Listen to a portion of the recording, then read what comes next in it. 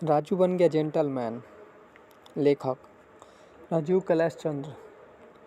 माफ़ कीजिए, पहले मैं आपको अपने बारे में बताता हूँ। मैं देश की सबसे मजबूत दीवारों में से एक हूँ। यह किसी कंपनी का इश्तिहार नहीं है। मैं तिहाड़ जेल की दीवार हूँ। हिंदी में कहावत है कि दीवारों के भी कान होते हैं। मैं भी सुनती हूँ, देखती हूँ, महसूस करती हूँ, पर बोल नहीं पाती क्योंकि मैं गूंगी हूँ। एक बार जो मेरी दहलीज के बाहर कदम रख देता है वह मेरे पास दोबारा न आने की कसम खाता है। न जाने कितनों ने मेरे सीने पर अपने आंसुओं से अपनी इबादत लिखी है। कैदियों के आपसी झगड़ों की वजह से अनगिनत बार उनके खून की छींटें मेरे दामन पर भी लगे, फिर दोबारा रंग रोगन कर मुझे नया रूप दे दिया गया।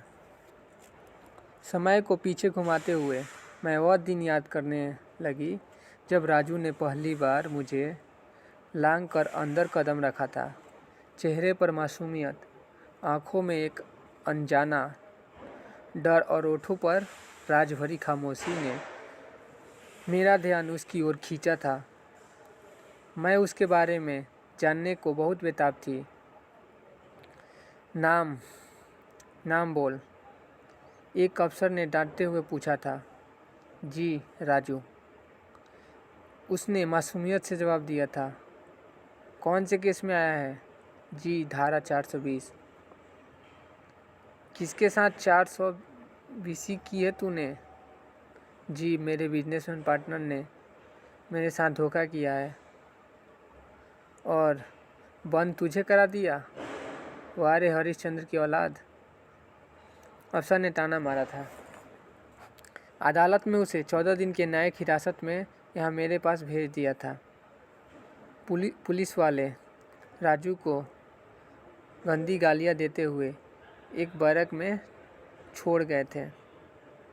बैरक में कदम रखते ही कई जोड़ी नज़रें उसे घूरने लगी थी। अंदर आते ही उसके आंसुओं के सैलाब ने पलकों के बांध को तोड़ दिया। सिसकियों ने खामोश ओठों को आवाज़ की शक्ल दे दी थी। मन में दर्द कम होने के बाद जैसे ही राजू ने अपना सिर ऊपर उठाया, उसने अपने चारों ओर साथी कैदियों का जमवाड़ा देखा था। कई हाथ उसके आंसुओं को पोंछने के लिए आगे बढ़े। कुछ ने उसे हिम्मत दी, शांत हो जा, शुरू में सब रोते हैं, 2-3 दिन में सब ठीक हो जाएगा, घर की बच्चों की याद आ रही है, राजू ने सहमते हुए कहा था। अब तो हम ही एक दूसरे के रिश्तेदार हैं, एक कैदी ने जवाब दिया था। चल अब खाना खा ले, दूसरे कैदी ने कहा था। मुझे भूख नहीं है, राजू ने सिसकते हुए जवाब दिया था। भाई, मेरे कितने दिन भूखा रहेगा? चल सबके साथ बैठ। एक कैदी उसके लिए खाना लेकर आ गया और बाकी सब उसे खाना खिलाने लगे थे। राजू को उम्मीद थी कि उसके सभी दोस्त और रिश्तेदार उससे मुलाकात करने ज़रूर आएंगे, लेकिन जल्दी ही उसकी एक गलतफहमी दूर हो गई। हर मुलाकात में उसे अपनी पत्नी के पीछे सिर्फ सन्नाटा नजर आता था। हर मुलाकात उसे हौसले को तोड़ रही थी। राजू की हिरासत के दिन बढ़ने लगे थे। इसके साथ ही उस पर खुद पर से भरोसा गिरने लगा था। उसके जिस्म से जिंदगी तो थी, लेकिन ये ज़िंदगी जैसे रूठ गई थी। हर साथी कैदियों के प्यार भरे बर्ताव से उसे ऐसे अलग हालत में मुस्कुराना सिखा दिया था। इंजीनियर होने की वजह से जेल में चल रहे स्कूल में राजू को पढ़ाने का काम मिल गया था। उसके अच्छे बर्ताव के चलते स्कूल में पढ़ने वाले कैदी उससे बात कर अपना दुख हल्का करने लगे थे। यह देखकर एक अफसर ने राजू को समझाया था, इन पर इतना यकीन मत करो, ये लोग हमदर्दी पाने के लिए बहुत झूठ बोलते हैं। सर, यह लोग झूठ इसलिए बोलते हैं क्योंकि यह सच से भागते हैं। राजू ने उनसे कहा, सर, किसी को झूठ पकड़ने से पहले उसकी नज़रों में उसकी हालत समझिए। आपको उसकी मजबूरी पता चल जाएगी।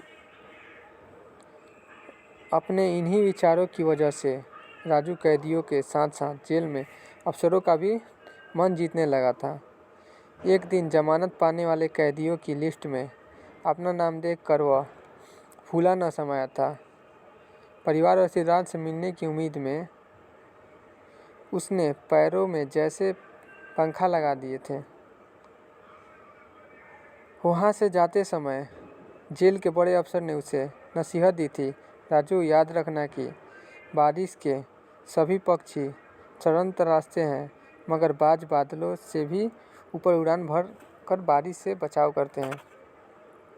तुम्हें भी समाज में ऐसा ही बाज बनना है, मुश्किलों से घबराना नहीं, क्योंकि कामयाबी का मज़ा लेने के लिए यह ज़रूरी है।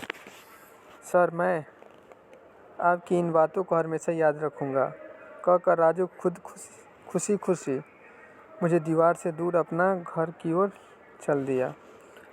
राजू को आज दोबारा देखकर मेरी तरह सभी लोग हैरानी से भर उठे और सभी से गर्मजोशी से गले मिलकर अपनी दास्तान सुना रहा था।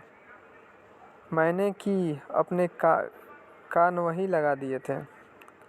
राजू ने बताया कि बाहर निकलकर दुनिया उसके लिए जैसे अजनबी बन गई थी। पत्नी ने उलाहने व बड़े होते बच्चों की आंखों में तैरते कई सवाल उसे परिवार में अजनबी बना रहे थे और समझ गया था कि उसकी गैरहाजिरी में उसके परिवार ने किन हालात का सामना किया है।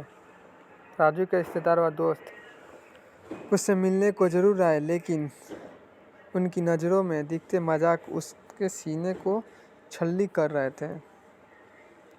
उसकी इज्जत ज़मीन पर लहूलुहान पड़ी तड़प रही थी। राजू के ओठों ने चुप्पी का गहना पहन लिया था। उनकी चुनौतियों से आगे बढ़ने के लिए कह रही थी, लेकिन मतलबी दोस्त उसकी उम्मीद को ख़त्म कर रहे थे। राजू इस बात से बहुत दुखी हो गया था।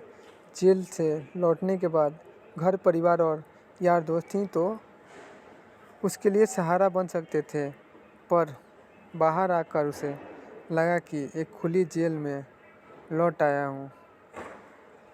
दुख की घनघोर बारिश में सुख की छतरी लेकर आई एक सुबह ने अखबार में एक इतिहास आया।